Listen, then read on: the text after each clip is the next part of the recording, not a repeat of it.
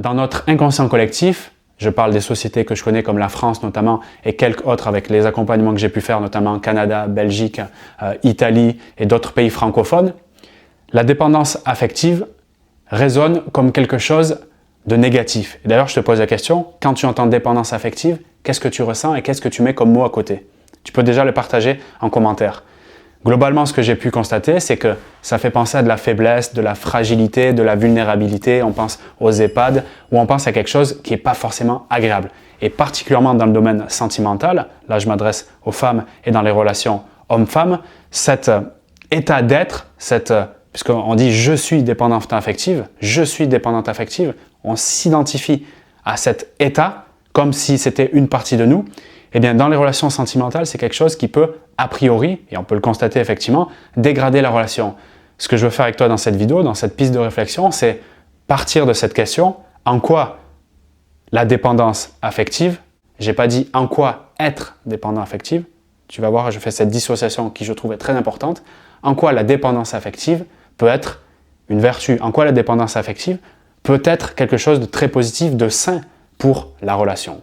Et c'est la question déjà que je pose, et tu peux déjà avoir des pistes de réflexion. Rien qu'en changeant la question, on va chercher de nouvelles réponses. Le premier développement que j'ai envie de faire, c'est déjà de revenir à la définition. Quand je suis allé regarder dans certains dictionnaires, j'en ai vu plusieurs, on a des trucs qui sont très intéressants quand on définit d'abord, dans un premier temps, le terme dépendance. Parce que quand je dis affective, on va être sur les sentiments, sur quelque part, je remets mon bonheur dans la main de l'autre. On peut voir notamment des notions qui sont intéressantes, qui pour moi sont des éléments déjà de réponse très positifs.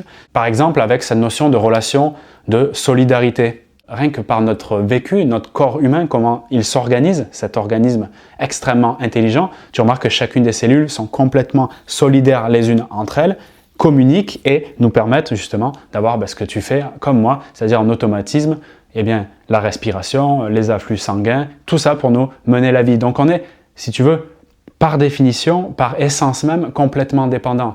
Un auteur célèbre disait qu'il n'y a rien de purement indépendant. Donc, important ce que je veux te dire ici, comme réflexion, d'avoir la première conscience que absolument tout est dépendant et merci que ça le soit, parce que c'est grâce à ça qu'on peut justement vivre ensemble, en communauté et se mettre en relation et avancer. En regardant de cette façon, on peut dire que la dépendance nous ouvre les yeux sur les choses qu'on ne peut pas faire seul. C'est important. La dépendance nous permet d'ouvrir les yeux sur les choses qu'on ne peut pas faire seul. À ce moment-là, c'est plus une faiblesse, ça devient un réel apport positif. Parce que dans ma perception, avec une conscience claire, je me suis posé la question, qu'est-ce que je peux voir qui est une de mes difficultés, une de mes faiblesses de prime abord, que je peux justement surpasser et dépasser. Donc ça me permet, si tu veux, par effet miroir, de voir les endroits, les zones dans lesquelles je peux avancer. Ça m'amène à ce point crucial qui, je trouve, est extrêmement important, c'est pour ça que je te le partage là, à savoir d'un changement de perception sur ce qu'est la dépendance. Au début, je te disais qu'on a tendance à s'identifier comme être dépendant. Donc, je le suis, c'est-à-dire que je le deviens. Et je le deviens de plus en plus, et avec la souffrance qui s'accompagne. Donc, c'est là que j'ai de plus en plus de mal, justement, à m'en extraire et en sortir, alors que c'est exactement ce que je demande. Je renforce ce que je ne veux pas en déclarant que je le suis. Plus je suis dépendant, plus je deviens dépendant. Et je vais mettre en lumière, du coup, ce point essentiel, qui est que si je ne m'identifie plus à la dépendance, donc je ne suis plus figé, je ne suis plus quelque part dans cet état fini où il n'y a rien qui peut bouger, mais que je perçois la dépendance, donc je m'en dissocie comme une étape cruciale, indispensable pour aller vers un processus d'autonomisation. Donc il va passer par un peu plus d'indépendance et après l'interdépendance où on va être reliés ensemble et on va grandir. Donc on se sert de nos dépendances, de cette notion de solidarité, de soutien pour avancer ensemble. Donc je peux déjà changer l'affirmation qui change énormément les comportements qui vont découler. C'est je suis plus dépendant affectif, je suis dans un processus de création d'interdépendance ou d'autonomisation. Et là, c'est plus du tout la même perception et les mêmes comportements. Parce que je prends conscience, pour moi, la plus grande partie de la solution de comment sortir la dépendance affective est de prendre conscience que je suis juste dans une étape du parcours, comme un enfant qui est en train de marcher avant de grandir, si tu veux, de courir, d'aller faire des marathons, etc. C'est une étape, juste une étape. Et qu'est-ce que permet cette nouvelle prise de conscience? Ça permet de passer d'une démarche passive à une démarche active.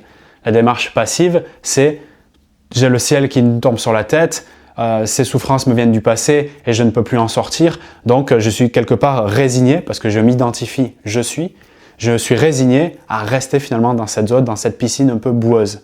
La démarche active, grâce à la conscience que je suis juste dans une étape, permet de s'ouvrir, elle permet de poser des questions, d'observer, elle donne l'envie d'apprendre, d'approfondir et justement de sortir de ces tracas du passé, de regarder au présent, qu'est-ce que je peux faire pour aller vers un meilleur être. Et là, c'est la différence qui va être cruciale et majeure. Une autre notion intéressante quand tu regardes la définition de plus près du mot dépendance, c'est cette relation existant entre des états liés par des intérêts communs et des devoirs de réciprocité. Et c'est justement ces capacités à donner et à recevoir qui vont faciliter l'engagement. Si je me mets sur un projet qui me tient à cœur, qui forcément va provoquer certains doutes, certaines peurs, mais aussi beaucoup de désirs, beaucoup d'envie.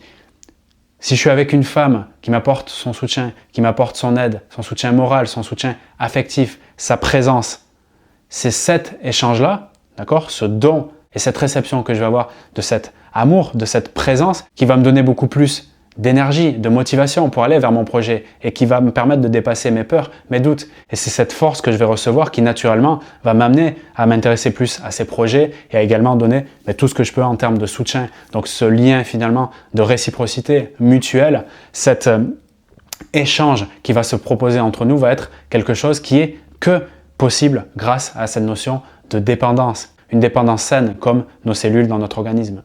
Donc on a vu quand même, juste avec une question, le fait de se demander en quoi la dépendance affective peut être quelque chose de sain, de positif pour la relation que j'occupe avec moi, mais aussi la relation avec la personne qui m'intéresse. On voit que des pistes interviennent, comme la notion donc de solidarité, de soutien, de dissociation également avec l'état d'être. Je suis dépendant affectif, mais plutôt c'est une étape importante et cruciale dans un processus d'autonomisation. Tous ces points-là me semblent extrêmement importants à étudier et il y en a forcément d'autres. D'ailleurs, tu peux les partager parmi tes réflexions dans les commentaires de cette vidéo. Je pense que ça sera très intéressant qu'on puisse justement en parler ensemble, peut-être dans d'autres vidéos, en tout cas dans la zone commentaires. Je suis très content qu'on puisse quelque part amener un peu de déculpabilisation sur ce sujet, qui n'est pas un sujet forcément facile, un sujet que j'aborde notamment dans des coachings si ça t'intéresse, d'aller de façon personnalisée étudier ton cas spécifique pour dépasser tes challenges relationnels et également dans des programmes de formation en ligne. Tout ça, ce sont des ressources que tu peux trouver en description de cette vidéo.